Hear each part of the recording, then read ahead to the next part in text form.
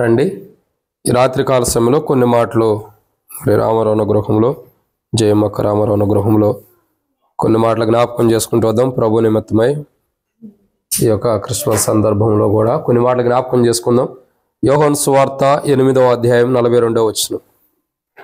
యోహాను సువార్త 8వ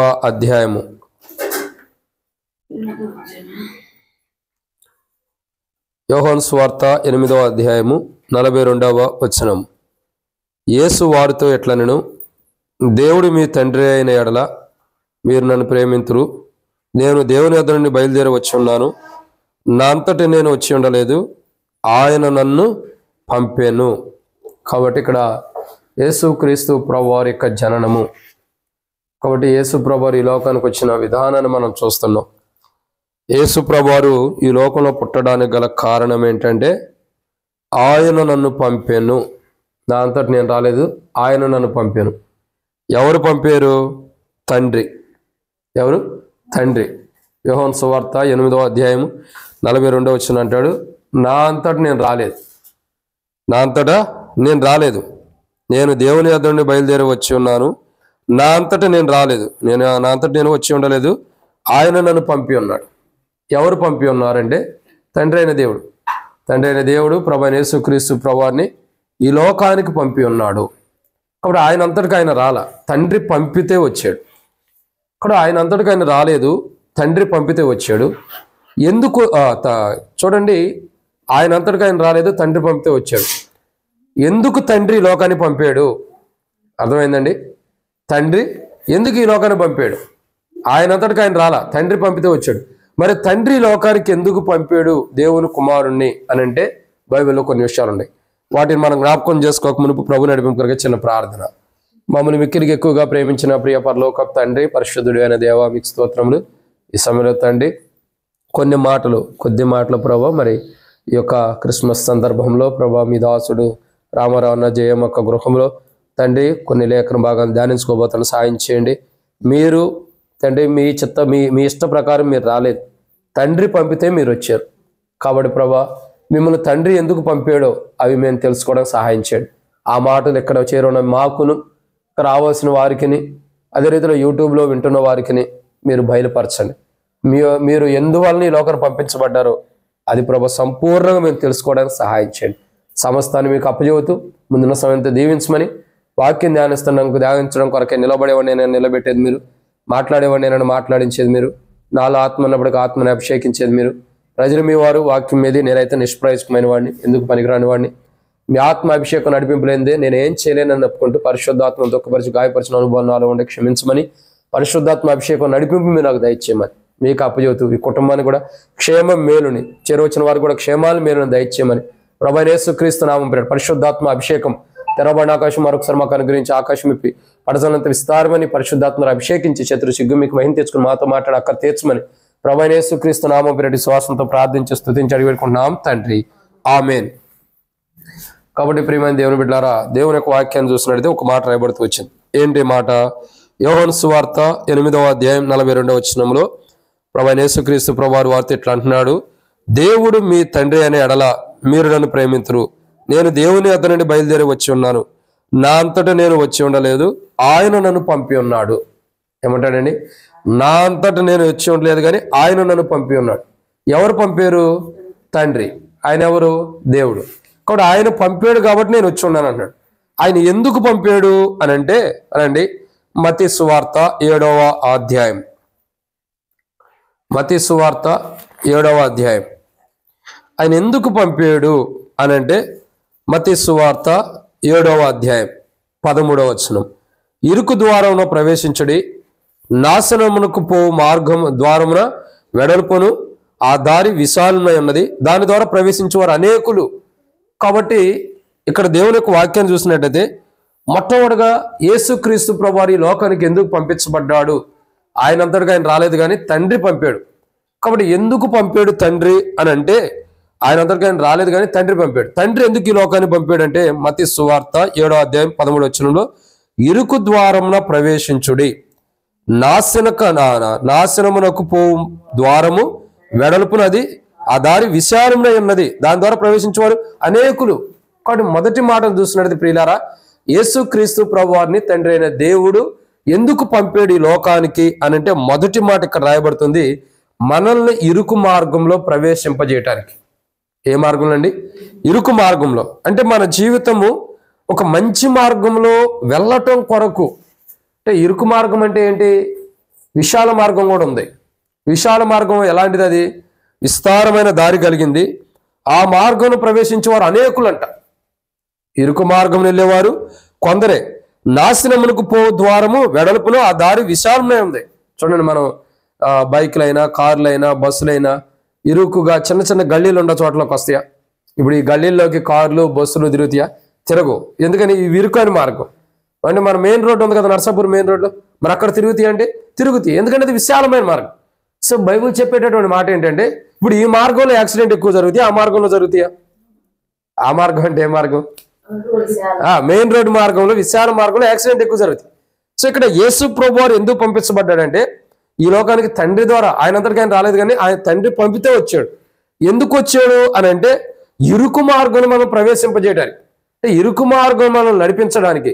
అంటే విశాలమైన మార్గం నాశనకరమైంది, ఆ మార్గం ద్వారా మనకు నష్టం వస్తుంది, ఆ మార్గం ద్వారా మనం నష్టపోతున్నాం. కాబట్టి విశాలమైన మార్గం ఏముండే? అనేకమైన విషయాలు ఉన్నాయి. ఏంటది? అది త్రాగుడు ఉంది, వ్యభిచారం ఉంది, అబద్ధాలు ఉన్నాయి, మరి మోసాలు ఉన్నాయి, ఇంకా పాపంతో కూడిన జీవితం ఉంది, అల్లరితో కూడిన ఆటపాటలు ఉన్నాయి, ఇంకా వ్యర్థమైనటువంటి జీవితం ఉంది, పాపపు జీవితం ఉంది. ఇవన్నీ కలిగి ఉన్నాయి విశాల మార్గం. సో విశాల మార్గంలో మానవుడు వెళ్ళటం ద్వారా నాశనాన్ని తెచ్చుకుంటున్నాడు. కాబట్టి తండ్రి వద్ద నుండి యేసుప్రభువు వారు పంపించబడ్డాడు. ఎందుకొరకంటే విశాల మార్గంలో ఉన్నటువంటి ప్రజల్ని, విశాల మార్గంలోకి వెళ్తున్నటువంటి ప్రజల్ని, వారిని ఇరుకు మార్గంలో నడిపించడం కొరకు తండ్రి వద్ద నుండి ఇక్కడ పంపించబడ్డాడు. అంటే నాశనకరమైన మార్గం నుండి తప్పించబడ్డాడు. ఏదైతే మనల్ని నాశనం చేసే మార్గం ఒకటి ఉందో చూడండి, ఏం చేయవసరం మనం ఒక అబద్ధం అయినా, ఒక దొంగతనం చేసినా, ఒక వ్యభిచారం చేసినా, ఒక పాపం చేసినా చక్కగా విశాల మార్గంలో ఉండట్లే, నాశనానికి పోయినట్లే. కానీ ఇక్కడ మొదటి కోణాన్ని మనం చూస్తున్నాం ప్రియులారా. విశాల మార్గంలో అంటే నాశనకరమైన మార్గంలో మనం నడవకోకుండా ఉండటం కొరకు, విశాలమైనటువంటి నాశనకరమైన మార్గంలో కూడా మనం నరకానికి వెళ్ళకోకుండా ఉండటం కొరకు దేవుడు యేసుప్రభువుని లోకానికి పంపాడు. యేసుప్రభువు ఈ లోకానికి రావటం ద్వారా ఏం జరుగుతుందంటే నాశనకరమైన మార్గం నుండి మనం తప్పించబడుతున్నాం. ఏదైతే మనల్ని నాశనం చేసే మార్గం ఉందో, ఏదైతే మనల్ని నష్టపరిచే మార్గం ఉందో, ఏదైతే మనకు కీడు చేసే మార్గం ఉందో, ఏదైతే మనకు నష్టం చేసే మార్గం ఉందో, ఆ మార్గం నుండి మనం ఏం చేయబడుతున్నాం? తప్పించబడి ఇరుకు మార్గం వెళ్తున్నాం. అది శ్రేష్టకరమే. కానీ ఇక్కడ మొదటి కోణాన్ని మనం చూస్తున్నాం ప్రియులారా. దేవునికి వాక్యం చూసినట్లయితే యోహాను సువార్త 8వ అధ్యాయంలో యేసు ప్రభువు ఏమంటున్నాడు? నా అంతట నేను రాలేదు. 42వ వచనంలో ఏమంటాడు? నేను దేవుని వద్ద నుండి బయలుదేరి వచ్చి ఉన్నాను, నా అంతట నేను వచ్చి ఉండలేదు, ఆయనే నన్ను పంపాను. ఎందుకు పంపాడు ఆయన అంటే, మొట్టమొదటిగా చూసినట్టయితే దేవునికి వాక్యం చెబుతుంది కదా, అనేకులు నాశనకరమైన మార్గంలోకి వెళ్తున్నారు కాబట్టి, అనేకులు నాశనమైపోతున్నారు కాబట్టి, అనేకులు నాశనమయ్యే మార్గంలో నడుచుకుంటూ వెళ్తున్నారు కాబట్టి, ఆ నాశనకరమైన మార్గం నుండి తప్పించడానికి దేవుడు ఆయన కుమారుని లోకాన్ని పంపాడు. కూర్చోను. కాబట్టి మొదటి మాట ఆయన చూడండి, మొదటి మాటను మనం చూస్తున్నాం. ఆయన ఈ లోకానికి ఎందుకు పంపాడు దేవుడు తన కుమారుని అంటే, మొదటి కోణాన్ని మనం చూస్తున్నాం. ఎందుకు పంపాడు? నాశనకరమైన మార్గం నుండి మనల్ని తప్పించడానికి. ఏదైతే మనల్ని నాశనం చేసే మార్గం ఉందో, ఏ మార్గం అయితే మనల్ని నాశనం చేయడానికి వెంటాడుతుందో, ఆ నాశనకరమైనటువంటి మార్గం నుండి తప్పించడానికి దేవుడు తన కుమారుని లోకానికి పంపాడు. ఇది మొదటి మాట. ఇక రెండో విషయాన్ని మనం చూద్దామండి, తొందరగా ముగిచేద్దాం కాబట్టి. రెండో విషయం మత్తయి సువార్త 7వ అధ్యాయం. త్వరగా అక్క నవ్వుతుంది, తొందరగా అవదని. మత్తయి సువార్త 7వ అధ్యాయం 14వ వచనం. మత్తయి సువార్త 7వ అధ్యాయము 13-14 కలిసి ఉండే. ఇరుకు ద్వారం ప్రవేశించుడి, నాశనమునకు పో ద్వారం వెడల్పును, ఆ దారి విశాలమైనది, దాని ద్వారా ప్రవేశించేవారు అనేకులు. జీవనకు పో ద్వారం ఇరుకును, ఆ దారి సంకుచితమునై ఉన్నది, దానిని కనుగొని వారు కొందరే. కాబట్టి ఇక్కడ రెండో మాటను మనం చూస్తున్నాం. రెండోదిగా ఏంటంటే, మొట్టమొదటిగా నాశనకరమైన మార్గం నుండి తప్పించడానికి దేవుడు తన కుమారుని లోకాన్ని పంపాడు. ఈరోజు మనం యేసు ప్రభువారిని తెలుసుకోవడం ద్వారా, ఈరోజు యేసు ప్రభువారిని గుర్తెరగడం ద్వారా, ఈరోజు యేసు ప్రభువారు మా సొంత రక్షకుడు అని మనం తెలుసుకోవటం ద్వారా, యేసు ప్రభువారు నా కొరకు ప్రాణం పెట్టి చనిపోయి తిరిగి లేచాడని మనం నమ్మటం ద్వారా ఒక నాశనకరమైన మార్గం నుండి మనం తప్పించబడుతున్నాం. ఇలా తప్పించడం కొరకే, అంటే యేసు ప్రభువారు తనంతట తాను రాలా, ఆయన పంపితే వచ్చాడు. ఎవరు పంపారు? తండ్రి పంపాడు. తండ్రి ఎందుకు పంపాడు? నాశనకరమైన మార్గంలో అనేకులు వెళ్తున్నారు కాబట్టి ఆ నాశనకరమైన మార్గం నుండి అనేకులు తప్పించడం కొరకు తండ్రి ఈ లోకానికి యేసు ప్రభువుని పంపాడు. ఇది మొదటి మాట. ఇక రెండో విషయం ఇక్కడ రాయబడుతుంది, జీవమునకు పో మార్గమును. ఏ మార్గము? జీవమునకు పో మార్గం. సో మన జీవితంలో నాశనకరమైన మార్గం తప్పించడానికి తండ్రి ఈ లోకానికి తన కుమారుని పంపాడు. రెండో కోణం ఇక్కడ చూసినట్లయితే జీవమునకు పోవటానికి ఎందుకు కుమారుని లోకానికి పంపాడు? యోహాను సువార్త 8వ అధ్యాయం 42వ వచనంలో రాయబడుతున్న మాట ఏంది? యేసు ప్రభువారు అంటాడు, ఏమంటున్నాడు? యేసుక్రీస్తు ప్రభువారు చూసినట్లయితే, నేను దేవుని యొద్ద నుండి బయలుదేరి వచ్చి ఉన్నాను, నా అంతటా నేను వచ్చి ఉండలేదు, నా అంతటా నేను రాలేదు, మరి ఆయన నన్ను పంపాను. ఎవరు పంపారు? యేసు ప్రభువారు. క్షమించండి, తండ్రి అయిన దేవుడు ఎవరిని పంపాడు? యేసు ప్రభువారు. యేసు ప్రభువారిని తండ్రి అయిన దేవుడు పంపటం ద్వారా ఈ లోకానికి యేసు ప్రభువారు వచ్చాడు. ఆయన అంతటికి ఆయన రాలా. ఎందుకు వచ్చాడు? ఒకటి, తండ్రి ఎందుకు పంపించాడంటే మొట్టమొదటిగా నాశనకరమైన మార్గంలో ఉన్న వారిని కాపాడటానికి పంపాడు. రెండవదిగా ఎందుకు ఈ లోకానికి తండ్రి తన కుమారుని పంపాడంటే జీవమునకు పో మార్గాన్ని ప్రజలకు తెలియపరచడానికి, ప్రజలను జీవంలోకి దాటించడానికి. అందుకే మరణములో నుండి మనము జీవంలోకి దాటించబడ్డామన్నాడు. అంటే జీవాన్ని తెలియపరచడానికి. మీ కొరకు ఒక జీవం ఉంది అంటే ప్రజలు ఏమనుకుంటారు చెప్పండి? ఒక వ్యక్తి ఉన్నాడు, ఒక ధనవంతుడు, లేదా ఒక పంట పండించిన వ్యక్తి ఉన్నాడు. సహజంగా మనుషుల జీవితాలు అలా ఉంటాయి. ఏమనుకుంటున్నాడు? ఓ నా ప్రాణమా, తినుము తాగుము సుఖించుము, చక్కగా 3-4 తరాలు సరిపోయినంత ఆస్తి సంపాదించి పెట్టా, తినుము తాగుము సుఖించమంటాడు. అంటే మానవుడు ఎలాంటి వాడంటే ఈ లోకమే శాశ్వతమైనది. మానవుడు ఏమనుకుంటాడు? ఇదే శాశ్వతమైనది, దీనిలోనే శాశ్వత కాలం ఉంది, దీంట్లోనే సంపూర్ణత ఉంది, దీంట్లోనే సమస్తం ఉంది, దీని తర్వాత ఏమీ లేదని మానవుడు అనుకుంటున్నాడు. కానీ దేవుడు తన కుమారుని ఎందుకు పంపాడంటే ఆయన అంటాడు, నా అంతటా నేను రాలేదు, ఆయన పంపితే వచ్చాను అన్నాడు. ఎవరు పంపారంటే దేవుడు, తండ్రి దేవుడు పంపాడు. ఎందుకు పంపాడు? అయ్యా, మీరు భూమి మీద ఇదే శాశ్వతం అనుకుంటున్నారు, ఇదే నిశ్చయమైనది అనుకుంటున్నారు, ఇదే మంచి శ్రేష్టకరమైనది అనుకుంటున్నారు. కానీ జీవం అన్నది ఒకటి ఉంది, జీవం అన్నది ఒకటి ఉంది, అక్కడికి మీరు చేరాలి. ఇది జీవంతో కూడింది కాదు. జీవంతో కూడింది అయితే మనుషుడు ఎట చచ్చిపోతాడు? జీవంతో కూడింది అయితే మానవుడికి మరణం ఎలా వచ్చింది? జీవంతో కూడిన దానిలో మరణమే లేదు. కాబట్టి ఇక్కడ జీవిస్తున్నామంటే ఈ లోకం మరణకరమైంది కాబట్టి మనం జీవిస్తున్నాము, మనం మరణం పొందబోతున్నాం. ఒక రోజు ఒక ప్రాంతం ఉంది, అది జీవం, ఎప్పటికీ జీవిస్తుండేది. కాబట్టి యేసు ప్రభువారిని తండ్రి అయిన దేవుడు ఎందుకు పంపాడంటే, యేసు ప్రభు అంటారు, ప్రభువారు నా అంతటి నేను రాలేదన్నాడు. మరి ఎందుకు వచ్చాడు అంటే తండ్రి పంపితే వచ్చాడు. ఎందుకు వచ్చాడంటే నాశనకరమైన మార్గం నుండి తప్పించడానికి వచ్చాడు. మనం నాశనకరమైన మార్గం నడుస్తున్నాం కాబట్టి ఆ మార్గం నుండి తప్పించడానికి ఈ లోకానికి వచ్చాడు. రెండోది, ఈ లోకానికి ఎందుకు వచ్చాడంటే జీవాన్ని ఇవ్వటానికి, మనకు ఒక జీవం ఉందని తెలియపరచడానికి. అందుకే అంటాడు, నిత్య జీవం ఎవరు? యేసు ప్రభువారే. నన్ను కనుగొన్నవారు నిత్య జీవమును కనుగొన్నట్లే పొందుకున్నట్లే. నిత్య జీవం, అసలు జీవం ఎవరు? యేసు ప్రభువారే. ఆ జీవాన్ని ప్రజలకు ఇవ్వటానికి దేవుడు తన కుమారుని పంపాడు. విచిత్రం తెలుసా? ఏ జీవం అయితే మనకు ఉందనుకుంటున్నామో ఆ జీవాన్నే ఈ లోకానికి నరవతారికి పంపాడు దేవుడు. అర్థమవుతుందండి? ఏ జీవం మనకు ఉందని మనం ఊహిస్తున్నామో, ఏ జీవం మనకు ఒకనొక ఈ లోకం విడిచిపెట్టిన తర్వాత ఒకనొక ప్రాంతంలో మనకు దేవుడు ఇవ్వబోతున్నాడని మనం గ్రహించేమో ఆ జీవమే శరీరంగా ఈ లోకానికి వచ్చింది, మన మధ్యలో నివసించింది. అర్థమవుతుందండి? యేసు ప్రభువు ఈ లోకానికి ఎందుకు పంపబడ్డాడంటే మనకి జీవాన్ని ఇవ్వటం కొరకు, మనకు ఆ జీవం అన్నది ఏంటో తెలియపరిచి ఆ జీవాన్ని మనలో ప్రవహింప చేయటానికి వచ్చాడు. ఈరోజు చూడండి, నా దేహము తిని నా రక్తము త్రాగువాడు నిత్య జీవం గలవాడని బైబిల్ రాయబడుతుంది. నా దేహము తిని నా రక్తము త్రాగువాడు నిత్య జీవం గలవాడు. చూడండి, యేసు ప్రభువు ఎందుకు వచ్చాడంటే జీవం ఇవ్వటానికి. ఆ జీవం అలాంటి నిత్యత్వం. నేను అసలు వాస్తవానికి ఈరోజు చెప్పాలనుకున్న వాక్యం వేరు, కానీ దేవుడు ఏమని చెప్పాడంటే, ప్రభు మాట్లాడింది ఏంటంటే, ఇక్కడ చెప్పొద్దు ఈ వాక్యము, రెడ్డిపల్లిలో చెప్పమన్నాడు. అందుకని ఆ వాక్యం ఆపేశా. ఇప్పుడు సిద్ధపడిన వాక్యం ఇదంతా. అసలు చెప్పమన్న వాక్యం, అసలు సిద్ధపడిన వాక్యం ఏంటి? నిత్యుడగు తండ్రి. నిత్యుడగు తండ్రి అంటే అర్థం ఏంటో తెలుసా మీకు? నిత్యుడగు తండ్రి అంటే అర్థం తెలియదుగా అక్క? నిత్యుడా కంటే నిత్యం ఉండేవాడే. అనంత యుగాలకు సంబంధించిన తండ్రి అంట. అనంత యుగాలకు తండ్రి అంట. దాని గురించి రెడ్డిపల్లిలో ధ్యానిద్దాం. ఎందుకంటే అక్కడ ఉన్న ప్రజలకు తెలియదు కదా. ఈ మనం అందరం విశ్వాసమే.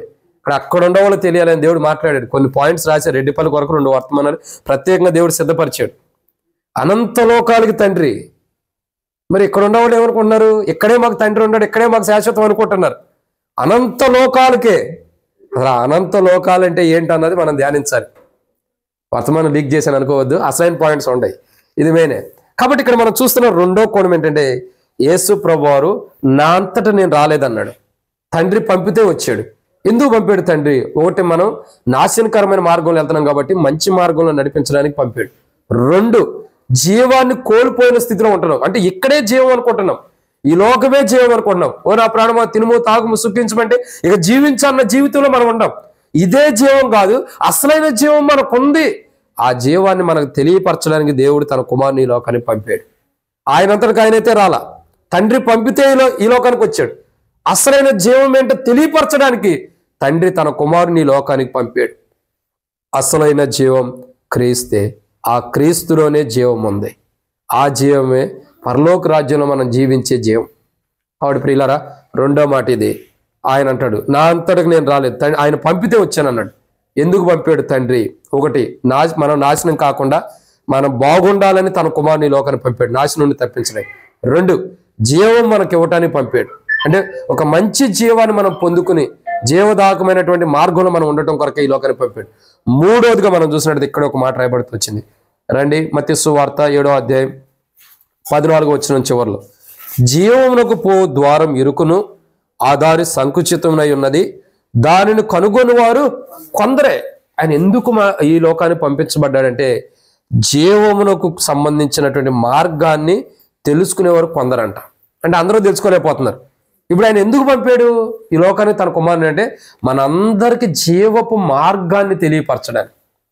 యేసు ప్రభువు రాబట్టేగా జీవం అంటే ఏందో, పరలోక రాజ్యం అంటే ఏంటో మనకు తెలిసింది.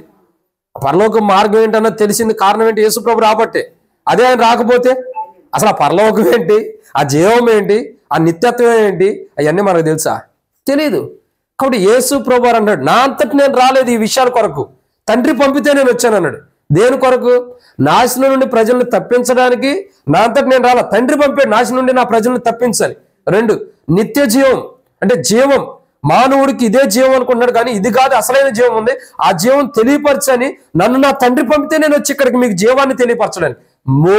3వదిగా చూస్తున్నట్లయితే, మీరు సంకుచితమై ఉన్నది, దానిని కనుగొని వారు కొందరే. అంటే కొందరు మాత్రమే దేవుని మార్గాలను తెలుసుకోగలుగుతున్నారు. వారిలో మోషే ఉన్నాడు, అబ్రహాం ఉన్నాడు, ఇస్సాకు ఉన్నాడు, యాకోబు ఉన్నాడు, మోషే ఉన్నాడు, తర్వాత దావీదు రాజు ఉన్నాడు. మళ్ళీ సౌలు తెలుసుకోలేకపోయాడు. ఇంకా చూడగా సమూయేలు ఉన్నాడు, ఇంకా చూడగా దావీదు రాజు, ఇంకా చూడగా చాలా మంది ఉంటూ వచ్చారు. వీళ్ళందరూ కొందరు మాత్రమే తెలుసుకున్నారు. వారిలో శ్రేష్టకరమైన వారు మరొకరు ఉన్నారు. ఎవరో తెలుసా? వీళ్ళందరూ శ్రేష్టకరమైన వారిలే. వారిలో కోరాహు కుమారులు కూడా దేవుని వారి తండ్రి ఎట్ట దరిద్రమైన మార్గంలో నడిచిన వీళ్ళు ఆ పరలోకపు దేవుని గురించి తెలుసుకున్నారు. నాకు కోరాహు కుమారుల కీర్తన చదువుతుంటే ఒక రకమైన సంతోషం లోపటి నుంచి పట్టలేనంత ఆనందం వచ్చింది. ప్రభా, వారి తండ్రి ఏమో నీకు విరోధి అయి దరిద్రమైన చావు చచ్చాడు, కానీ వీళ్ళు చూడగా నిజంగా దేవుణ్ణి ఎంత అర్థం చేసుకున్నారో తెలుసా? అది చాలు క్రైస్తవ జీవితానికి, పరలోకానికి వెళ్తానికి అది చాలు. దేవుణ్ణి అర్థం చేసుకుంటే చాలు. 45వ కీర్తనలు అంటారు, మన కూడా చెప్పా, ఓ దివ్యమైన సంగతితో నా హృదయము ఉప్పొంగుచుందంట. ఒక సంగతి, దేవుని గురించినటువంటి ఒక సంగతి విషయమై వాళ్ళ హృదయం ఉప్పొంగిపోతుందంట, సంతోషిస్తుందంట. వాళ్ళ హృదయం ఉప్పొంగిపోతుంది సంతోషంగా. ఒక సంగతి, ఆ సంగతిని రాయటానికంట. ఇప్పుడు మన చేతిలో కలం ఉందా? మనం ఏమంటాము? పెన్ అంటాం. బైబిల్ భాషలో కానీ పురాతన దినాల్లో కలము అనేవాడు. ఆ కలము రాసేవాని చేతిలో కలం ఉందనుకోండి, ఆ రాసే వ్యక్తి కళాన్ని ఎట్లాగ పట్టుకుంటాడు? రాస్తూ వెళ్తాడా? ఇప్పుడు నేను వాక్యం చెబుతున్నా అంటే మీరు నువ్వే చెప్పుకోలేదే పెన్ను పెట్టుకునేట్టు పట్టుకుంటారా? రాసుకుంటూ వెళ్తారా? రాసుకుంటూ వెళ్తారు. ఎంత స్పీడ్గా రాస్తారు? నేను ఆదివారం చూస్తూ ఉంటాను. వాక్యం చెబుతుంటే కొంతమంది, విజయక్క అయితే అసలు ఎంత స్పీడ్గా రాసుకుంటే వెళ్ళిద్దో, అర్థమవుతుందో లేదో తెలియదు, కానీ పటపట రాసుకుంటూ వెళ్ళిపోయింది. ఎందుకని? స్పీడ్గా, త్వరగా, మళ్ళీ మిస్ అయిపోతామేమో, మర్చిపోతామేమని. అటుకే ఆ యొక్క కోరాహు యొక్క కుమారుల యొక్క నోట్లో హృదయంలో ఉప్పొంగుతున్న ఆ యొక్క విషయము కలము, అంటే రాయివాను కలం వల్లే వాళ్ళ నాలుక ఉందంట. ఏముంది? వాళ్ళ నాలుక రాయివాని కలము వలె. అంటే నా నాలుక, అసలు ఆ మాట చదవండి ఎంత గొప్పగా ఉందంటే 45వ కీర్తన మొదటి వచనం.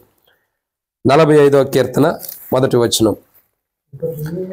ఒక దివ్యమైన సంగతితో నా హృదయము బహుగా ఉప్పొంగుచున్నది.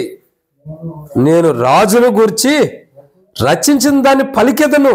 నా నాలుక త్వరగా రాయువాని కలము వలె. ఎంత గొప్పది చూడండి, ఎంత గొప్పగా ఉంది వారి నాలుక. అంటే మన రాతలు కాదండి, చెప్తేనే రాత్రం, ఎప్పుడో ఒకసారి రాత్రం. రాసేవారి కలం ఎలా ఉంటుంది? త్వరగా రాయడానికి ప్రయాసపడుతుందంట.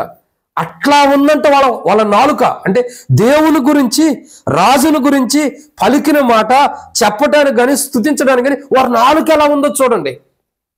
కారణం ఏంటి? వారు తెలుసుకున్నారు దేవుణ్ణి, తెలుసుకున్నారు దేవుని గురించి, దేవుని యొక్క కార్యాల గురించి తెలుసుకున్నారు. అందరూ తెలుసుకోవాలా? ఎవరు తెలుసుకున్నారు? కొందరే. కాబట్టి ఆ కొందరిలో తెలుసుకున్న వారిలో మనం కూడా ఉండాలని చెప్పి దేవుడు తన కుమారుని లోకాన్ని పంపాడు. దేవుడు తన కుమారుని లోకాన్ని పంపాడు. పాత నిబంధనలో దావీదురాజు తెలుసుకుంటున్నాడు, యెహోవా నా కాపరి, నాకు ఏమి లేదు. 23వ కీర్తనలో పచ్చిక గల చోట్ల నన్ను పరుండి చేస్తున్నాడు, మరణకరమైనది ఏమి చేయదు, శాంతికరమైన జమయత్తును నడిపించున్నాడు. దావీదురాజు చెబుతున్నాడు, తెలుసుకున్నాడు దేవుని గురించి.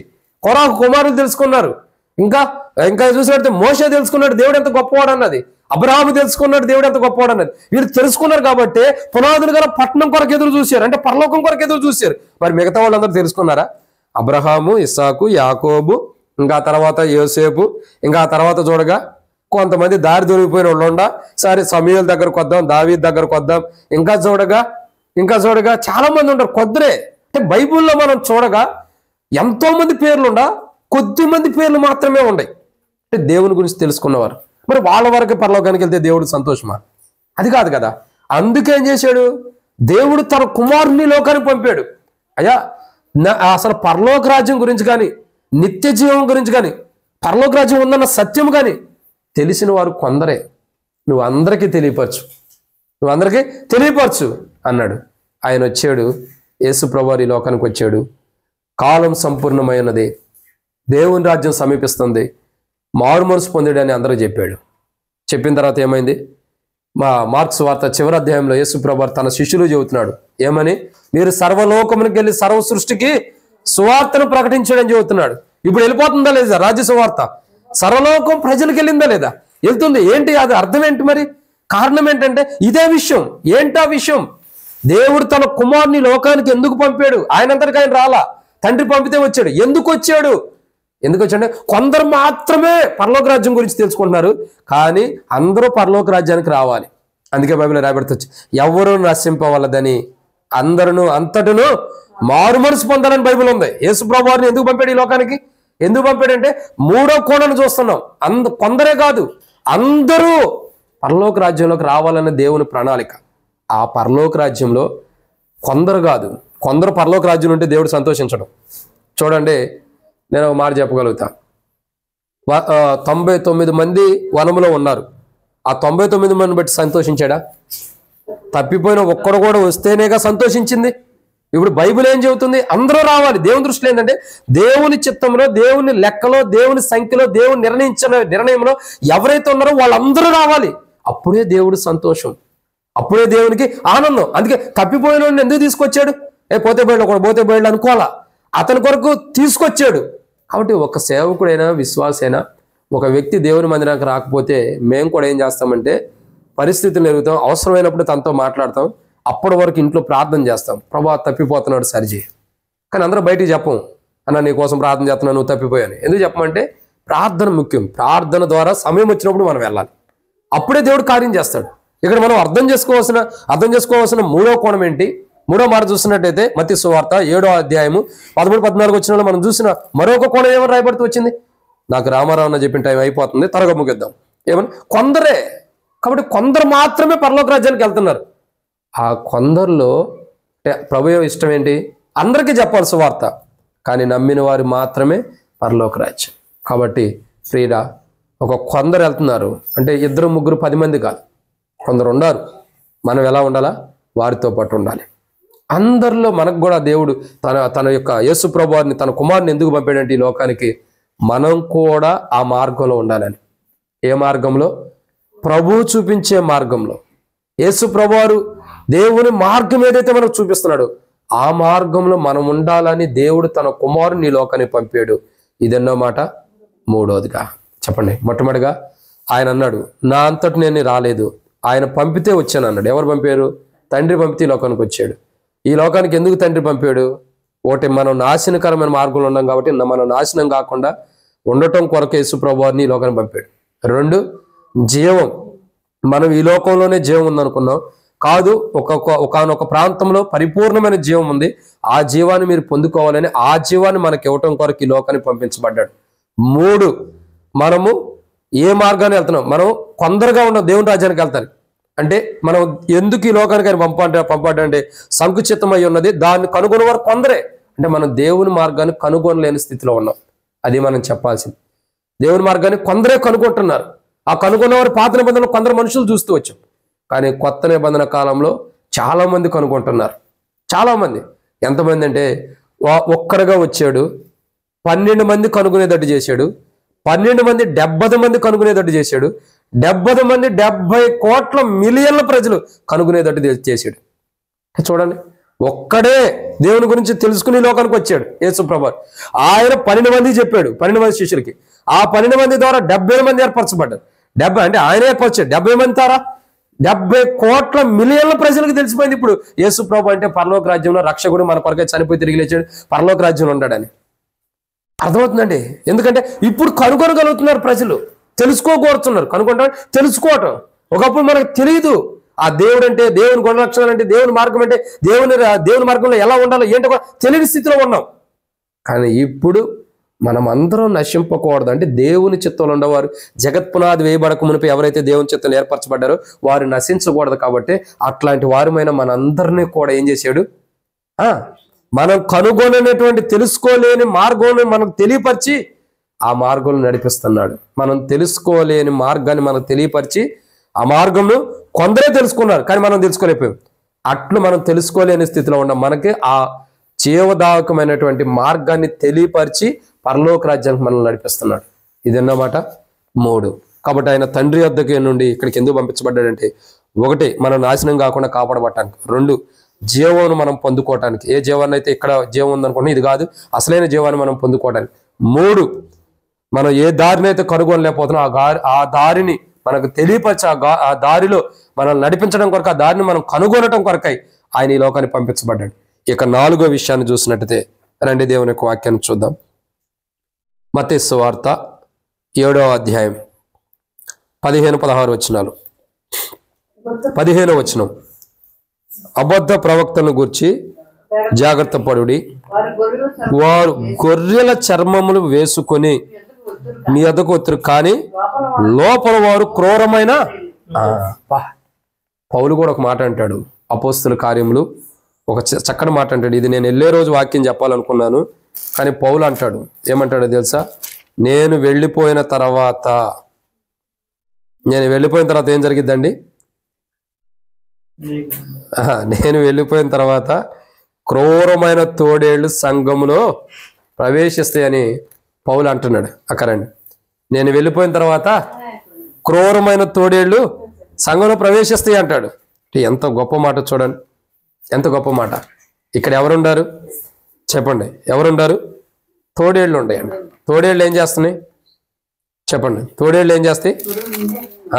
ఎలా ఉండే తోడేళ్ళు చెప్పండి? ఉండటానికేమో గొర్రెల్లాగా ఉన్నాయి, గొర్రె చర్మాన్ని ధరించుకుని ఉన్నాయి. కానీ వాటి విధానం చూడగా ఎలా ఉండే? లోపల వారు క్రూరమైన తోడేళ్ళు అంట. క్రూరమైన తోడేళ్ళు అంటే ఎలాంటివి చెప్పండి? సరిపోయింది అక్క రైసు. క్రూరమైన తోడేళ్ళు. అట్లా కాదు, మళ్ళీ పెట్టాలి. ఇది క్రిస్మస్ కూడిక కాబట్టి క్రూరమైన తోడేళ్ళు. అర్థమవుతుందక్క? క్రూరమైన తోడేళ్ళు, మామూలు తోడేళ్ళు కాదు, క్రూరమని. మీరు తోడేళ్ళు గురించి నేను ఒక వీడియో చూశాను. తోడేళ్ళు అంట ముందులో ఒక 4 తోడేళ్ళు నడుస్తాయి, మధ్యలో ఒక 8 కానీ 4 కానీ తోడేళ్ళు నడుస్తాయి, చివరిలో ఒక 4 తోడేళ్ళు నడుస్తాయి, లాస్ట్లో ఒంటరిగా ఇంకోటి ఉండిద్ది. ఇది వాస్తవం. ముంగట 4 నడుస్తున్నాయి, మధ్యలో 4, 8 నడుస్తాయి, దాటి తర్వాత మళ్ళీ ఇంకో 4 ఉంటాయి, వీటి తర్వాత ఇంకోటి లాస్ట్లో ఉంది. నాకు అర్థం కాల, ఏంట్రా ఎట్లా పోతున్నాయి తోడేళ్ళు అని. సరే వాటి గురించి యూట్యూబ్లో బాగా సెర్చ్ చేసి ఏంటి ఈ తోడేళ్ళు ఏంటి అని అంటే, మొదట తోడేళ్ళు 4 తోడేళ్ళు ఏ వచ్చినా ఎదుర్కోవడానికి సిద్ధంగా ఉన్నాయంట.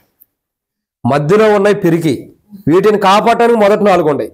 మొదట 4 ఒకవేళ ఏదైనా నష్టం జరుగుతున్నా వెనకున్న 4 ఏం చేస్తాయి, ముందున్న 8 కానీ 10 కానీ ఉన్న తోడేళ్ళని కాపాడుకుంటాయంట. మొదట 4 మధ్యలో ఉన్న తోడేళ్ళని కాపాడుతాయి. ఒకవేళ మొదట ఉండయి ఏదైనా కాపాడలేకపోయినా వెనకున్న 4 ఏం చేస్తున్నాయి ఇప్పుడు, కాపాడుతాయి అంట. అంటే నాకు అర్థమైంది ఏంటంటే, అంటే దాన్ని వేరే వక్రీకరించకూడదు, కానీ ఇశ్రాయేలు ప్రజలకు దేవుడు పగలు మేఘస్తంభంగా రాత్రి అగ్నిస్తంభంగా ఉన్నాడు. వారి ముంగట వెనక దేవుడు ఎలా ఉన్నాడు, కావలిగా ఉన్నాడు, కాపాడుతూ వచ్చాడు. వెనక ఇంకోటి ఉంది చెప్తున్నా కదా, మళ్ళీ గుర్తుపెట్టుకోండి. తోడేళ్ళు యొక్క జీవితం నేను చెబుతున్నా, ఆ గుంపు గురించి. మొదట 4 వెళ్తాయి, దాని తర్వాత 8 కానీ 10 కానీ మధ్యలో ఉంటాయి, వాటి తర్వాత ఇంకో 4 ఉంటాయి, వాటి తర్వాత ఇంకోటి ఉంటుంది. అంటే 4 భాగాలు కనపడుతున్నాయి. మొదటి 4, మధ్యలో 8, 10, 8 కానీ 10 కానీ, తర్వాత 4, తర్వాత ఒకటి ఉంటుంది. మొదటి 4 ధైర్యం కలిగినాయి, ఏదొచ్చినా ఎదుర్కోవడానికి, సింహం వచ్చినా పుల్లు వచ్చినా. మధ్యలో ఏంటి, కొద్దిగా పిరికితనం కలిగినవి, అప్పుడప్పుడే ఉన్న విధానంలో నడుస్తున్న విధానం. వెనక ఇంకో 4 ఉంటాయి, వెనక నుంచి ఏమి వచ్చినా కానీ ఎదుర్కోవడానికి. వెనక నుంచి వచ్చినా, మొంగల నుంచి వచ్చినా ఎదుర్కోవడానికి ఉంటాయి. మొంగటి వెనక నష్టపోయినా మళ్ళీ వచ్చి ఆ 4 ఎదుర్కొంటాయి. సో ఈ 8 దేనికి మొదట వెనక ఉన్నాయి, ప్రజలు కాపాడటానికి. ఇంకొకటి ఉంది వీటన్నిటికంటే శ్రేష్టకరమైనది, వెనక నడుస్తుంది, అదే రాజు. అది ఎందుకు వెనక నడుస్తుందంటే, ప్రజలందరినీ కాపాడుకుంటూ ముందరకు నడిపించుకుంటూ వెళ్తూ వెనకేమొచ్చినా తాను జయించుకోవడానికి ఆ వెనక నడుస్తున్న విధానమే. అంటే తోడేళ్ళ గురించి చాలా ఉంటాయి, ఇవి ఒక రకమైన తోడేళ్ళు. ఈ తోడేళ్ళ యొక్క జీవితం నాకు బాగా అర్థమైంది ఏంటంటే, అంటే తప్పుగా అర్థం చేసుకోండి. మోషే ఏం చేస్తూ వచ్చాడు, ఎర్ర సముద్రం పాయలుగా చేసిన తర్వాత మోషే ముందర నడిచాడా, ప్రజలందరూ నడిచిన తర్వాత మోషే ఎక్కి వెళ్ళాడా? మళ్ళా చదవండి ఒకసారి అక్క. 14వ అధ్యాయం మనం చదివితే నిర్గమాకాండంలో మోషే ఏం చేస్తూ వచ్చాడు, ప్రజలందరూ వెళ్ళిపోతూ వచ్చారు, ప్రజలందరినీ పంపేశాడు. ఎందుకు పంపారు తెలుసా? నాలాంటి అవిశ్వాసం ఉంటాడు కదా, అబ్బో ముందరకు వెళ్తే ఈ నీళ్ళన్నీ మళ్ళీ వచ్చి నా మీద పడి చచ్చిపోతాయేమోనని భయంతో భయపడేవాడు ఉంటాడు. నీళ్ళు భయపడేవాడు. నాకు దేవుడు ఇచ్చిన వాగ్దానం తెలుసా, బాప్తిస్మ వాగ్దానం, నువ్వు నదుల్లో పడి వెళ్ళినప్పుడు నీ మీద పొంగి పొర్లి పారవాను, నాకు నీళ్ళు అంటేనే భయం. అందుకే అదే వాగ్దానం ఇచ్చాడు, అవునా కదా? ఏం జరుగుతుంది? నిర్గమాకాండం 14వ అధ్యాయంలో చూసినట్లయితే మోషే వెళ్తున్నాడు. మోషే ఎప్పుడు వెళ్తున్నాడు? వాళ్ళందరినీ సాగరంపేసేసాడు, అవునా కదా? ఐగుప్తులు అందరూ వెళ్ళిపోయారు, ఇశ్రాయేల్ ప్రజలు క్షమించండి, ఇశ్రాయేల్ ప్రజలు వెళ్ళిపోయిన తర్వాత ఏం చేస్తున్నాడు మోషే? వెనకుండి నడుస్తున్న అనుభవం ఉంది, నడుస్తూ వెళ్తున్నాడు. ఎందుకు నడుస్తూ వెళ్తున్నాడు అంటే, మోషే యొక్క విధానం చూడగా మీరు చదవాలంటే 15వ అధ్యాయం కాదు, 14వ అధ్యాయం 17వ వచ్చిన తర్వాత నుండి చూడండి. 15 వచ్చిన తర్వాత నుండి అక్కడ తెలిసిద్ది మోషే యొక్క విధానము, మోషే యొక్క జీవితం. 19 అప్పుడు ఇశ్రాయేలు మొదట సమూహంలోకి ముందుగా నడిచిన దేవదూత వారి వెనకకు పోయి వారిని వెంబడించు, ఆ మేఘస్తంభం వారి ఎదుట నుండి పోయే వరకు వెనుక నిలిచెను. ఆ ఎగిప్తి సేనలకును ఇశ్రాయేల్ సేనకును నడుమున ప్రవేశించును. ఆ మేఘము గనుక వారికి చీకటి కలిగను గనుక రాత్రి వీరికి వెలిగించుటకు గనుక ఆ రాత్రి అంతయు ఐగుప్తుల సేన ఇశ్రాయేలు సమీపించలేదు. మోషే సముద్రం వైపున తన చేయి చాపగా యెహోవా రాత్రి అంతే బలమైన తూర్పు గాలి చేత సముద్రం తొలగించి దాన్ని 6 నెలలు చేసిన. నీళ్లు విభజించబడగా ఇశ్రాయేలు సముద్రం మధ్యన 6 నెలల నడిచిపోయారు. ఆ నీళ్లు వారి కుడి ఎడమల ప్రక్కన వారి గోడలుగా ఉండెను. ఐగుప్తీయులు ఫరో గుర్రము రథములు రౌతులను వారిని తరుము సముద్రం మధ్యన చేరిరి. అయితే వేకుజామున యెహోవా అగ్ని మేఘముల స్తంభం నుండి ఐగుప్తీయులను దండు వైపు చూచి ఐగుప్తీయుల దండు కలవరపరిచి వారి రథ చక్రం ఓడపడినట్లు చేయగా వారు బహు కష్టపడి తోలుచుండిరి. అప్పుడు ఐగుప్తు ఇశ్రాయేలు ఎదుటి నుండి పారిపోతే రండి, యెహోవా వారి పక్షమున మనతో యుద్ధం చేయొచ్చునని చెప్పుకుని. అంతటా యెహోవా మోషేతో ఐగుప్తుల మీదకిని వారి రథముల మీదకిని వారి రౌతుల మీదకిని నీళ్లు తిరిగి వచ్చినట్లు సముద్రం మీద నీ చేయి చాపమనెను. ఇప్పుడు మోషే ఎక్కడ ఉన్నాడు? మరి ముందర వెళ్ళిపోయారు. ఇప్పుడు ఒక్కడే ఉన్నాడు వెనకాల. ఆ ఒక్కడే, నేను చెప్పా కదా, మామూలు తోడేల గురించి చెబుతున్నాను. తోడేలు ఎలా ఉంటాయి? వాటి మందను కాపాడుకోవడానికి వెనకాల ఉంటాయి. ముందలు అన్నిటిని పంపించేస్తాయి. మోషే కూడా అందరిని పంపాడు. వెనకాల ఆయన నడుచుకుంటూ వెళ్ళి చివరికి శత్రువులు వస్తూ ఉన్నప్పుడు అక్కడ నిలబడి చివరిలో నిలబడి ఆ యొక్క ఆ నీళ్ళు ఏదైతే విభజించబడింది మరలా అది సమముగా వచ్చేటట్టు చేస్తూ వచ్చాడు. ఇక్కడ కారణం ఏంటి? ఇక్కడ విషయం ఏంటంటే మోషే నాయకుడు వెనకాల ఉంటాడు. ఆ తోడేళ్ళకి నాయకుడు వెనకాలండి నడిపిస్తున్నాడు. అయితే కొన్ని తోడేళ్ళు ఉంటాయి. ఈ తోడేళ్ళ గురించి ఇప్పుడు చెప్పిన వాటి కాదు, కొన్ని ఉన్నాయి. అవి ఎలాంటివి? క్రూరమైన తోడేళ్ళు అంట. గొర్రె చర్మం ధరించుకుని ఉంటాయి. మనం ఏం చేస్తాం? అయ్యో గొర్రె కదా అని దగ్గరికి వెళ్తాం. కానీ ఎలా అంటే దా దా దా దా అని చెప్పని పక్కకు తీసుకెళ్ళి మింగేస్తాయి. అంతే మరి. గొర్రె ఏం చేసేది? ఇంకో గొర్రెని వెంబడించి వెళ్ళింది కదా. గొర్రె చర్మం ధరించుకుని ఉంది. ఈ గొర్రె అనుకునేది అది గొర్రె కదా అని దాని వెంబడి వెళ్ళిద్ది. అదేం చేసేది? అని మనకి అన్ని పూర్వ దినాల్లో ఇటుకలు లాంటి బుర్రలు అక్క, మట్టి బుర్రలు. ఇప్పుడు మనకు అర్థమయ్యేదానికి టైం పట్టేది. అవును కదా? ఇప్పుడు ఏమవుతుంది? నేను గొర్రెనే రా అని చెప్పి మనం ఈ మార్గంలో వెళ్ళడం తీసుకెళ్ళింది. క్రూరమైన తోడేళ్ళు ఏం చేసినాయి? తినేస్తాయి.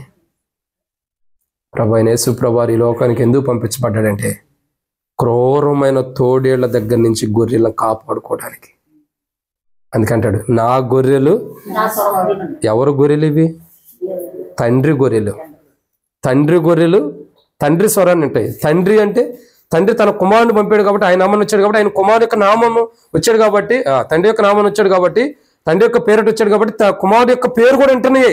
నా గొర్రెలు. ఎందుకంటాడు నా గొర్రెలు నావన్నీ నీవి, నీవన్నీ నావని ఎందుకన్నాడు? ఈ గొర్రెలు ఎవరైతే తండ్రి గొర్రెలు అంటే కుమారుడి కూడా. ఇప్పుడు ఏం చేస్తున్నాయి? కుమారుడి స్వరాన్ని వింటున్నాయి కాబట్టి కాపాడబడుతున్నాయి. ప్రియుల 4వ మాట, యేసు ప్రభువారు ఆయన అంతటికి ఆయన రాలా, తండ్రి పంపితే వచ్చాడు. ఎందుకు వచ్చాడంటే గొర్రె చర్మం ధరించుకున్న క్రూరమైన తోడేళ్ళంట. అవి కనికరించమంట. అవి మందనే అయ్యో చిన్న గొర్రె పిల్లే, ఇప్పుడే పుట్టిందే, లేదా మొన్న పుట్టిందే, అయ్యో చిన్న గొర్రె పిల్ల, లేదా ఆడ గొర్రె పిల్లే, లేదా మగ గొర్రె పిల్లని చిన్నదే అని కనికరించమంట. అసలు కనికరమే ఉండదంట. దొరికినట్టు తినిపడేయటమే. దొరికినట్టు తినిపడేయటమే. క్రూరమైన తోడేళ్ళు అంటే కనికరమే ఉండదంట. అటువంటి క్రూరమైన తోడేళ్లకి ఆయన అప్పగించబడి క్రూరమైన తోడేళ్ల లాంటి జీవితం కలిగిన తోడేళ్ల దగ్గర నుండి మనల్ని కాపాడటానికి ఈ లోకానికి దేవుడు తన కుమారుని పంపాడు.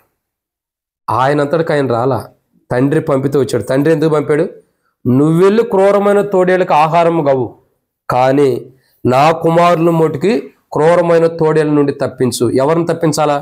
జగత్పునాది వేయబడక మునిపై ఎవరిని ఏర్పరచుకున్నాడు క్రీస్తులో వారిని క్రూరమైన తోడేళ్ల దగ్గర నుంచి తప్పించడం కొరకు తన కుమారుని లోకాన్ని పంపాడు. ఎంత గొప్ప మాట చూడండి. సంగా కనికరం చూపించలేనివంట. నేను ఒక మాట చెప్పమంటారా? ఒకవేళ ఒక గొర్రె తోడేళ్ళని వెంబడించిన, గొర్రె చర్మం ధరించుకున్న తోడేళ్ళని వెంబడించిన, అది తోడేళ్ళని తెలిసిందనుకోండి, నన్ను చంపొద్దు, దయచేసి నన్ను చంపొద్దు అని ఏడ్చిన కనికరం చూపించలేదంట. కనీసం మానవుడు కన్నీరు చూసి కనికరిస్తాం మనం, కానీ కనికరమే చూపించలేదంట ఆ తోడేళ్ళు. అలాంటివి క్రూరమైనవంటి కనికరమును కూడా చూపించలేదు. యోసేపు జీవితం ఏమైంది? అన్నదమ్ములు క్రూరమైన తోడేళ్ళలాగా ఉండరు. యోసేపుని చంపొద్దు అని విన్నారా? ఒక అన్న చెబుతున్నాడు, అరే చంపొద్దు అయినా పాపం మనం కట్టుకుంటూ వద్దన్నా కానీ ఎత్తుకెళ్ళి గొంట్లో పడేశారు. ఇస్మాయిల్కి అమ్మేసేసారు.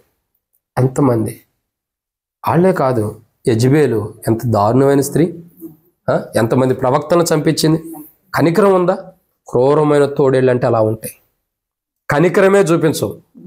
కనీసం కన్నీరు చూసినా పగవాడైనా కన్నీరు పెడితే మనకేమనిపించింది? పోరా, ఏడుతున్నావు పోరా అని చెప్పి అంటాం మనం. ఆ కనికరం కూడా చూపించలేదంట. అలాంటి స్థితిలో ఉన్న అలాంటి క్రూరమైన తోడేళ్ళకి ఆహారంగా వెళుతున్నటువంటి గొర్రెల్ని కాపాడుకోవడానికి దేవుడు తన కుమారుని లోకాన్ని పంపాడు. అర్థమైందండి?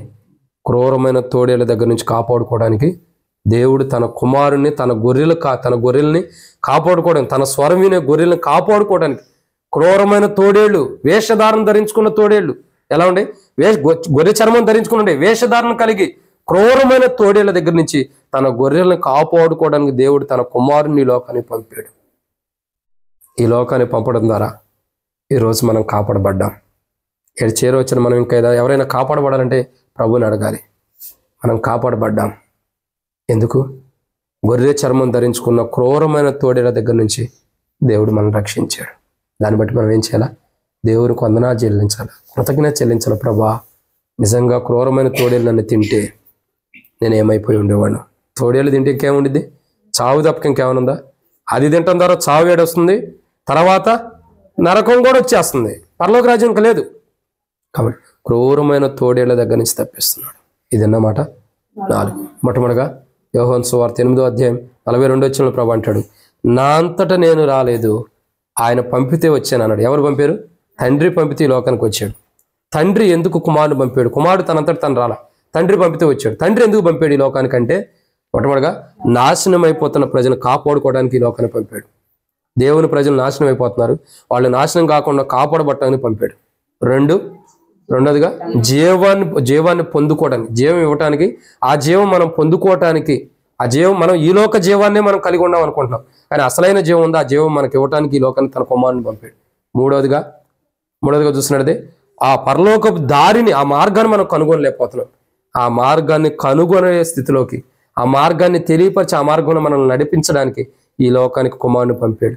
4వదిగా చూసినట్టయితే క్రూరమైన తోడేళ్ళు, గొర్రె చర్మం ధరించుకున్న తోడేళ్ల దగ్గర నుంచి మనల్ని వాటి నోటి నుండి కాపాడటానికి తన కుమారుని ఈ లోకానికి పంపాడు దేవుడు. ఆయనంతటికి ఆయన రాలా. ఇలాంటి పరిస్థితిలో ఉండేవారిని కాపాడటానికి దేవుడే, నువ్వు వెళ్ళిన ఆయన, నా కుమారుడు, నువ్వు తప్పితే ఇంకోవారు లేరు, ఇప్పుడు కాపాడగలిగి నువ్వు ఒక్కడవేనని చెప్పి దేవుడు తన కుమారుని ఈ లోకానికి పంపాడు. ఇక 5వ మాట చూసి ముగిద్దాం రండి. 5వ మాట, రామారావన్న 8 గంటలకల్లా ముగిచ్చే అన్న, చలికాలం కదా అన్నాడు కాబట్టి ముగిద్దాం రండి. చివరి మాటను మనం చూసినట్టయితే ప్రియులారా, దేవుని యొక్క వాక్యం చూసినట్టయితే మత్తయి సువార్త 8వ అధ్యాయం, మత్తయి సువార్త 8వ అధ్యాయం 3వ వచనం.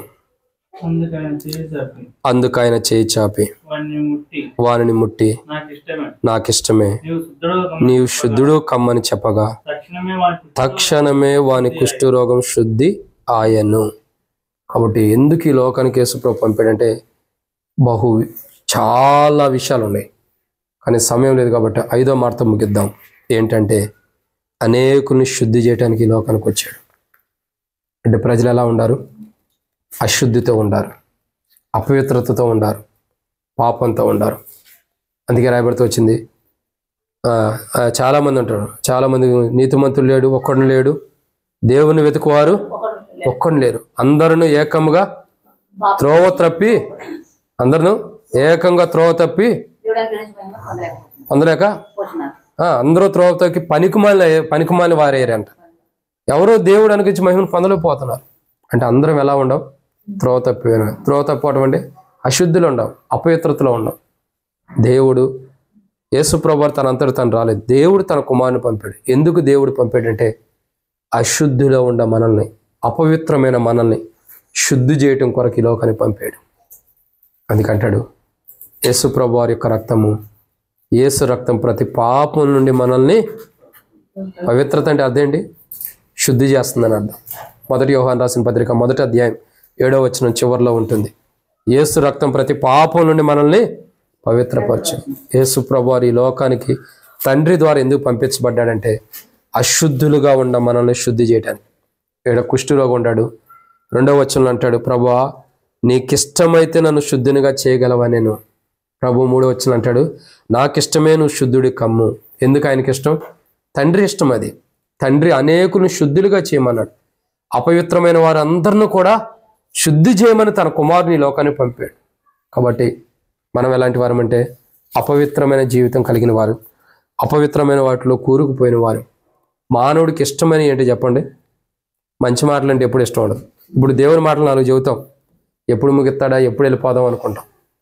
తొందరగా ముగిస్తే తొందరగా వెళ్దాం అనుకుంటాం. అనుకుంటాం. ఎవడన్నా చెవుగూరికే మాటలు చెబుతాడు చూడు, అన్న వాడు అట్ట చేశాడన్నా, అన్న ఈడు ఎట్ట చేశాడన్నా, ఆమె అట్ట చేసిందన్నా, ఏమిట చేసిందంటే ఆకలి అవుతుంది, ఇంకా చెప్పయ్యా, ఇంకేమన్నా ఉండే చెప్పు. ఆకలి చచ్చిపోతుంది, ఇంకేమన్నా ఉండే చెప్పు. నువ్వే చచ్చిపోయే స్థితిలోకి వచ్చావు, ఇంకేమన్నా ఉండయా అంటే మనం అపవిత్రమైన మాటలు ఎక్కువ వింటాం. మంచి మాటలు మనం ఎందుకు వింటాం? మంచి మాటలు ఏంటి? యేసుప్రభు ఈ లోకానికి ఎందుకు వచ్చేవాడు? మనం మంచివారు ఉంటే ఆయన రావాల్సినంత అవసరం ఏముంది? మనం అపవిత్రమైన ఎక్కువ వింటాం. అన్నా వాడు ఈ దొంగతనం చేశాడు ఎట్లా చేశాడు చెప్పు, ఇట్ట పరిగెత్తాడు, ఇట్ట దాక్కున్నాడు, ఇట్ట తీసాడు, ఇట్ట చేశాడు. ఆహా అన్న నీకు అదే కాదు, ఇంకోళ్ళు ఉండారు, వీళ్ళు బైక్ దొంగతనం చేశారు, ఎట్ట చేశాడు, ఇది గిట్ట అట్ట ఇట్ట.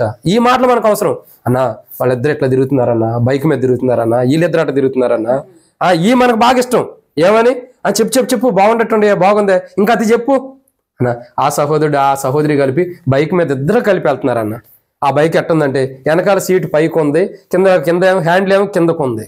ఒకరి మీద ఒకరు కూర్చుని వెళ్తున్నారు, ఒకరి మీద ఒకరు పడిపోయినట్టు వెళ్తున్నారు. ఇట్ట ఈ మాటలు అంటే ఎంత చెవురికి ఇంపుగా ఉంటాయి. అబ్బా ఎంత బాగుంది, ఇంకా చెప్పు అనిపిస్తాయి. దేవుడి లోకమును ఎంతో ప్రేమించాను, పాపం వల్ల వచ్చే జీతం మరణం, యేసు ప్రభువారి యొక్క రక్తం మన ప్రతి పాపమును కడిగి పవిత్రపరుస్తుందంటే ఎప్పుడు ముగిస్తాడు రయ్యినా, ఎప్పుడు ఇదే చెబుతాడు. అంటే మనకి ఇంపైన మాటలేంటి, అశుద్ధికరమైన మాటలు, క్షమించండి, శుద్ధి చేయబడే మాటలు కాదు, అశుద్ధికరమైన మాటలు మనకి ఇష్టం. అపవిత్రమైన మాటలు ఇష్టం. అపవిత్రమైన మాటలకి చెవిగ్గా ఉంటాం. అందుకే అంటాడు, తప్పుగా అనుకోవాకుండా కొందరు ఉండారు ఇక్కడ, ముసలమ్మ ముచ్చట్లు పెట్టొద్దు అంటాడు. అవేంటి, మిమ్మల్ని కాదు లెక్క, మమ్మల్ని అంటారు. అందుకే అందుకు చెప్పింది కూడా. కొందరు ఉంటారు వ్యర్థమైన మాటలు మీటింగ్లు పెట్టుకునే వాళ్ళు ఉంటారు. క్రీడా బైబిల్ చెబుతున్న మాట ఏంటంటే, యేసు ప్రభువారు తండ్రి ఎందుకు యేసు ప్రభువారిని పంపాడు, యేసు ప్రభువారు ఎందుకు ఈ లోకానికి వచ్చాడంటే అశుద్ధులుగా ఉండ మనల్ని శుద్ధులుగా, ఆయనకి ఇష్టమై శుద్ధులుగా చేస్తున్నాడు, కష్టంగా కాదు. ఇప్పుడు చూడండి, తండ్రి ఏదో పంపాడు నేను చెయ్యాలి అన్నట్టు, తండ్రి పంపాడు, తండ్రి చెప్పాడు కదా ఎట్టగొట్ట శుద్ధుడిగా అని అంటలా. ఏమంటున్నాడు, నాకిష్టమే నువ్వు శుద్ధుడిగా చేయి అంటే. తండ్రి పంపాడని కాదు, ఆయన ఇష్టపూర్వకంగా మనల్ని శుద్ధులుగా చేయడానికి ఇష్టపడుతున్నాడు. ఆయన ఇష్టపూర్వకంగా మనల్ని పరిశుద్ధపరచడానికి ఇష్టపడుతున్నాడు. దేవుడు అయిష్టంగా కాదు, ఏదో చెయ్యాలి. ఇప్పుడు నేను వచ్చా, నాకు అనారోగ్యం ఉందనుకో, ఇక రామారావు గృహంలో కూడుకుంది, ఏదో చెప్పాలి తప్పదు కదా, చెప్పేవాళ్ళు లేరులే అని చెప్పడానికి వచ్చాను అన్న ఫీలింగ్లో ఉండకూడదు. అంటే అది తప్పకొచ్చినట్లు. యేసు ప్రభువు తప్పగా ఏదో చెయ్యాలని రాలా, ఇష్టపూర్వకంగా వచ్చాడు. తండ్రి పంపాడు, ఇష్టపూర్వకంగా వచ్చాడు కాబట్టి ఇష్టపూర్వకంగా శుద్ధుడిగా చేస్తున్నాడు. అందుకే మనం ఏమవుతున్నాము, శుద్ధులుగా అవుతున్నాం. మనం ఏమవుతున్నాం, శుద్ధులుగా చేయబడుతున్నాం. అశుద్ధులమైన మనల్ని తన స్వరక్తము కార్చి శుద్ధులుగా చేశాడు. దేవుడు తన కుమారుని ఇందుకే పంపింది. ఆయనంతటికి ఆయన రాల, తండ్రి పంపితే వచ్చాడు. ఎందుకు వచ్చాడు, అశుద్ధులమైన మనం, అపవిత్రులమైన మనం, అపవిత్రమైన జీవితం కలిగిన మనం పవిత్రపరచబడి పరిశుద్ధులుగా ఉండటం కొరకు దేవుడు తన కుమారుని లోకానికి పంపాడు. అందుకే యేసుప్రభు అంటాడు, నా అంతటికి నేను రాట్లా, నా అంతటి నేను వచ్చింది కాదు, ఇది తండ్రి పంపితే ఈ లోకానికి వచ్చా. తండ్రి ఏం చేశాడు, ఎందుకు నన్ను పంపాడంటే నాశనకరమైన మార్గంలో, మొట్టమొదటిగా నాశనకరమైన మార్గంలో నడిచే వారిని మంచి మార్గంలో, వాళ్ళు నాశనం అవ్వకోకుండా కాపాడుకోవడానికి వాళ్ళు మంచి మార్గం నడిపించడం. 2 నిత్య జీవాన్ని వాళ్ళకి ఇవ్వడానికి. ఈ లోకమే జీవం అనుకుంటున్నారు, కానీ అసలైన జీవం వారికి ఇవ్వటానికి. 3 దేవుని యొక్క మార్గాన్ని కనుగొనలేకపోతున్నారు, విశాలమైన మార్గంలో ఉంటున్నారు. దేవుని మార్గాన్ని కనుగొనటం కొరకు, దేవుని మార్గాన్ని తెలియపరచడానికి ఈ లోకానికి వచ్చాడు. 4వదిగా చూసినట్టయితే ఎందుకు ఈ లోకానికి వచ్చాడు ఆయన, 4వది చూసినట్టయితే ఒక క్రూరమైన తోడేళ్ల దగ్గర నుంచి, గొర్రె చర్మాన్ని ధరించుకున్న క్రూరమైన తోడేళ్ల దగ్గర నుంచి తప్పించడానికి ఈ లోకానికి వచ్చాడు, వారి దగ్గర నుంచి కాపాడటానికి. 5వదిగా ఎందుకు ఈ లోకానికి వచ్చాడు, తండ్రి ఎందుకు పంపాడంటే 5వ మాట, తాను ఇష్టంగా మనల్ని శుద్ధులుగా చేయడానికి, తాను ఇష్టపడి మనల్ని శుద్ధి చేయడానికి, ఇష్టపడి మనల్ని పవిత్రపరచడానికి ఈ లోకానికి వచ్చాడు. యేసు ప్రభువారు జన్మించిందే ఈ కోణాలు. చాలా విషయాలు ఉన్నాయి. ఆయన నా అంతటికి నేను రాలేదు, ఆయన పంపితే వచ్చాను అంటున్నాడు. ఎవరు పంపితే, తండ్రి పంపితే ఈ లోకానికి వచ్చాడు. వచ్చిన ఆయన నాశనం అయిపోతున్న వారిని కాపాడాడు, జీవాన్ని తెలుసుకోలేని వారికి జీవాన్ని తెలియపరిచారు, దేవుని మార్గాన్ని కనుగొనలేని వారికి దేవుని మార్గాన్ని కనుగొనే స్థితిలో తీసుకొచ్చారు. ఇంకా గొర్రె చర్మం ధరించుకున్నటువంటి తోడేళ్ల దగ్గర నుంచి కాపాడుతూ వచ్చాడు. తాను ఇష్టపూర్వకంగా అనేకులను శుద్ధి చేస్తూ వచ్చాడు. ఇట్టి గొప్ప ధన్యతలోనికి మనల్ని తీసుకురావడానికి ఆయనంతటికి ఆయన రాలేదు, కానీ తండ్రి పంపాడు. ఇదిగో ఇలా నా ప్రజల్ని ఇలా చేసి ఇలా కాపాడి నా రాజ్యానికి తీసుకురా, నీకు ఈ బాధ్యత అప్పచెబుతున్నానని తండ్రి తన కుమారునికి ఆ బాధ్యత అప్పచెప్పి లోకాన్ని పంపాడు. అందుకే యెషయా గ్రంథం 9:6 ఉంది, అతడి భుజముల మీద రాజ్యభారం ఉందన్నాడు. అప్పచెప్పాడు, నువ్వు వెళ్ళయ్యా, నీ అంతటి నువ్వు వెళ్తలేదుగా, నేను పంపితే నువ్వు వెళ్తున్నావు, నువ్వు వెళ్ళి చేయాల్సింది ఏంటి, ఇది ఎట్లాంటి ప్రజలు నా పిల్లలు ఉన్నారు, జగత్పునాది వేయబడక మునిపే నీలో నేను వారిని ఏర్పరచుకున్నా, వారిని నువ్వు కాపాడు. వారిని రక్షించి తీసుకురా దేవుని రాజ్యానికి అని చెప్పని ఇట్లాంటి స్థితిలో ఉన్నవారు, నాశనం అయిపోతున్నవారు, జీవాన్ని తెలుసుకోలేని వారు, దేవుని మార్గాన్ని దేవుని దారిని తెలుసుకోలేని స్థితిలో ఉన్నవారు, గొర్రె చర్మం ధరించుకున్న తోడేళ్ల వైపు తిరిగిన వారు, వారిని కాపాడటం కొరకు. ఇంకా ఐదవదిగా చూసినట్టయితే అశుద్ధులైన వారిని శుద్ధులుగా చేయడానికి దేవుడు తన కుమారుణ్ణి ఈ లోకాన్ని పంపాడు. అందుకంటాడు, ఈ విషయాల కొరకై నా అంతటి నేను రాలా. ప్రజలు నాశనం అయిపోతున్న ప్రజలను కాపాడటానిక, నిత్య జీవం ఇవ్వటానిక, మంచి మార్గంలో దేవుని మార్గంలో కనుగొనేటట్టు అంటే వారు తెలుసుకుని వారి మంచి మార్గంలో తెలియపరిచి మంచి మార్గం నడిపించడానిక, తోడేళ్ల దగ్గర నుంచి కాపాడటానిక, శుద్ధులుగా చేయడానికి నా అంతటి నేను రాలా. నా తండ్రి పంపితే నేను వచ్చా. కాబట్టి ఇప్పుడు నేను వచ్చిన పని చేస్తున్నాను, చేశాడు. కాబట్టి ప్రభు కాపాడి నాశనం కాకుండా మనల్ని ఇంకా కాపాడటానికి ఇష్టపడుతున్నాడు. చేరొచ్చిన మనం అట్ట నాశనం అయిపోతుంటే కాపాడబడదాం. ఇదే జీవం, అసలైన జీవాన్ని మనం గుర్తు తెలియని స్థితిలో ఉంటే తెచ్చుకుందాం. ఇంకా అసలైన మార్గాన్ని తెలుసుకోవాలి. వారు కొందరే తెలుసుకుంటున్నారు, కానీ ఆ మార్గాన్ని తెలుసుకోలేని వారు కనుగొనలేకపోతున్నాం. మార్గాన్ని తెలియపరుస్తున్నాడు. ఆయనే మార్గం అయ్యి ఉండి ఆ మార్గం ఏంటో తెలియపరుస్తున్నాడు, తెలుసుకుందాం. ఆయనే గొర్రె చర్మం లాంటి తోడేళ్ల దగ్గర నుంచి కాపాడుతున్నాడు, క్రూరమైన తోడేళ్ల దగ్గర నుంచి. ఆయనే అశుద్ధులమైన మనల్ని శుద్ధులు చేయడానికి ఇష్టపడుతున్నాడు. ఈ రాత్రి 5 అనుభవం మనం ఉంటే సరి చేసుకుందాం. నాశనం అవుతున్నామా, జీవాన్ని లేదా దేవుని మార్గాన్ని కనుగొనలేకపోతున్నామా, క్రూరమైన తోడేలు మా మధ్యలో ఉన్నామా, లేదంటే తోడేలు మింగేసే స్థితిలో ఉన్నామా, లేదంటే అశుద్ధులుగా ఉన్నామా, మనం దేవుని దగ్గరకు వద్దాం. ప్రభా నేను ఈ స్థితిలో ఉండా, నన్ను మార్చు. అలా మార్చి మన జీవితాలు సరిచేసి దేవుని రాజ్యంలో మనం తీసుకెళ్ళడానికి యేసు ప్రభు ఈ లోకానికి తండ్రి ద్వారా పంపించబడ్డాడు. మనం ఏం చేయాలా? యేసు ప్రభా నేను పాపిని, నా పాపాలు క్షమించండి, నాలో ఉన్న పొరపాట్లు బలహీనత క్షమించండి, నాశనమయ్యే నా జీవితం, నిత్య జీవనం కోల్పోయే నా జీవితం, దేవుని మార్గాన్ని కనుగొనలేని స్థితిలో ఉన్న నా జీవితాన్ని, అంత మాత్రమే కాదు తండ్రి, క్రూరమైన తోడేల ద్వారా నింగివేయబడే స్థితిలో ఉన్న నన్ను ప్రభు, అశుద్ధులుగా ఉన్న నన్ను సరిచేసి మంచి మార్గం నడిపించు ప్రభు అంటే మంచి మార్గం నడిపిస్తాడు. అట్టి మార్గంలో ప్రభు నడిపించినట్లు ప్రభు మనకి సరిచేసి ఒక మంచి మార్గం నడిపించడం కొరకు యేసు ప్రభు పుట్టాడు. కాబట్టి తండ్రి ద్వారా ఈ లోకానికి వచ్చాడు. కాబట్టి అది మనం గుర్తెరిగి ఆ మార్గంలోనే మనం ఉండి కుమారుడు తండ్రి ద్వారా ఏ మార్గాన్ని తెలియపరుస్తున్నాడు ఆ మార్గంలో మనం తెలుసుకుని పరలోక రాజ్యానికి మనం వెళ్ళినట్లు ప్రభు మనకి సహాయం చేయను గాక. ఆమేన్. ప్రార్థన చేసుకుందాం. ప్రేమ కలిగి పరలోకమందు నివసిస్తున్న ప్రియ పరలోకపు తండ్రి, పరిశుద్ధుడైన దేవా మీకు స్తోత్రములు. మీరు ఇచ్చిన కృపకై మీకు వందనములు తండ్రి. మీ ప్రేమను బట్టి మీకు స్తోత్రములు చెల్లిస్తున్నాం ప్రభా. మీ యొక్క వాక్య వెలుగులో మీరు మాతో మాట్లాడినందుకు వందనములు తండ్రి. నా తండ్రి మీరు జ్ఞాపకం చేసుకోనండి ప్రభా. మరి మా జీవితంలో ప్రభా మీరు మాట్లాడలేక భాగాన్ని బట్టి స్తోత్రములు. యోహాను సువార్త జ్ఞాపకం చేసుకోండి తండ్రి. 8:42 ప్రకారం 8:42 వచ్చిన ప్రకారం ప్రభా మాట్లాడుతూ వచ్చారు. నేను నా అంతటి రాలేదు, కానీ ఆయన పంపితేనే నేను వచ్చానని అంటున్నారు. నిజం ప్రభా, మీ అంతటి మీరు రాలేదు తండ్రి, పంపితే మీరు ఈ లోకానికి వచ్చారు తండ్రి. ప్రభా మరి నాశనమైపోతున్న వారిని కాపాడటానికి పంపాడు తండ్రి. ప్రభా జీవం లేని వారిలో ఈ లోక జీవం శాశ్వతం అనుకుంటున్న వారికి పరలోకంలో జీవం ఉందని తెలియపరచడానికి పంపాడు. ఆ జీవాన్ని పొందుకునే వారికి సిద్ధపరిచాడు తండ్రి.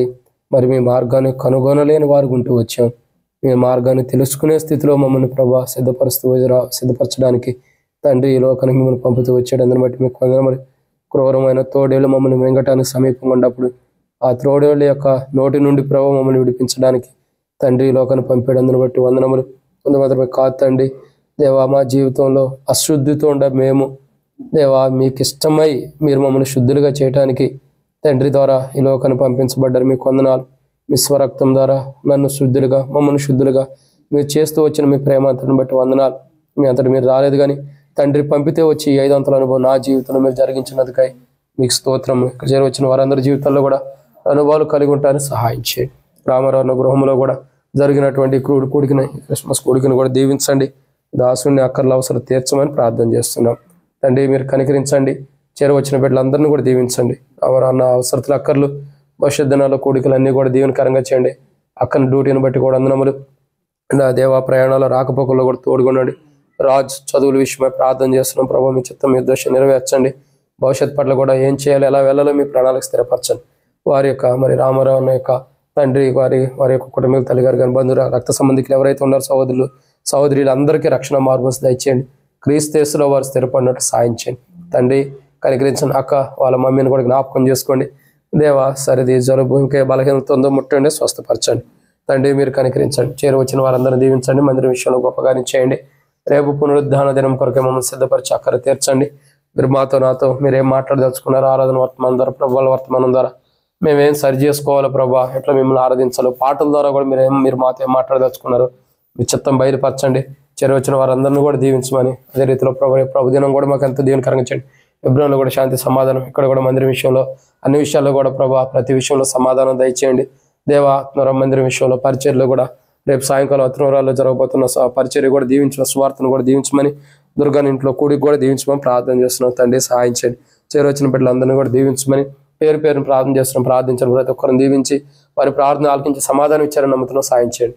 అదే రీతిలో విజయక్క కూడా ప్రభావ పంటి నొప్పితో బాధపడుతుంది. మీ అవసరాన్ని ముట్టండి, స్వస్థపరచండి, ఆరోగ్యాన్ని దయచేయండి. ప్రభావ ఈ చలికాలం ఆ బాధ ఆ వేదన మీరు ఎరిగిన దేవుడు కాబట్టి మీరే ముట్టి స్వస్థపరిచి ఆరోగ్యం దయచేయండి. కుటుంబీకులందరికీ రక్షణ దయచేయండి. ప్రభావ వివాహాల విషయాలు కూడా సాయం చేయండి. ఇంకా చేరువచ్చిన వారందరినీ దీవించమని, గర్భఫలం లేని వారికి కూడా దయచేయమని, ఆయా పనులు వర్కులు చేసుకున్న బిడ్డలను కూడా దీవించమని, మాకు కూడా ఆరోగ్యాలు దయచేయండి. సంఘము క్షేమాభివృద్ధి దయచేయమని, ఇట్లాంటి కోరికల్లో ఇంకా అనేక మంది వచ్చి దేవుని మాటలు దేవుని ఆశీర్వాదాలు పొంది కూడా సాయం చేయమని, చేరువచ్చిన వారందరూ మరొకసారి దీవించమని, ఇప్పుడు సర్వత్ర సంఘాన్ని దీవించమని, క్రిస్మస్ కోడికలు అదే రీతిలో ప్రభావ 31st మమ్మల్ని ఎక్కడ పంపించదలుచుకున్నారు, మా దగ్గరికి ఎవరు వస్తారో అందరినీ మీరు సమకూర్చండి.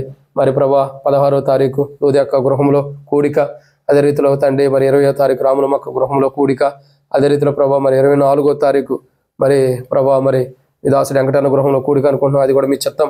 18వ తారీఖు ప్రభా లక్ష్మక్క గృహం ఓపెనింగ్ అనుకున్నాం.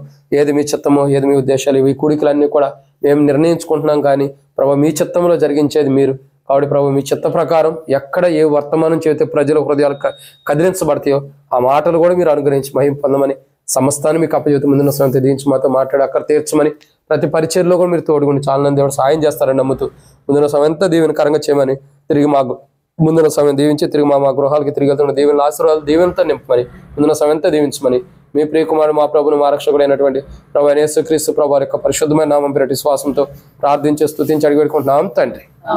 తొట్టెలు కూడా మనం కాపాట్టుకును తన మహిమదటి మహానందంతో నిర్దోషి నిలబెట్టడకును శక్తిగల మన రక్షకుడైన ప్రభు యేసుక్రీస్తు ప్రభు యొక్క కృప ప్రేమ సమాధానం ఇప్పుడు ఇక్కడ చేరవచ్చు వారికి సర్వత్ర సంఘం సదాకాలం దేవుని కృప మహిమేశ్వరుని తోడే నడిపించను గాక.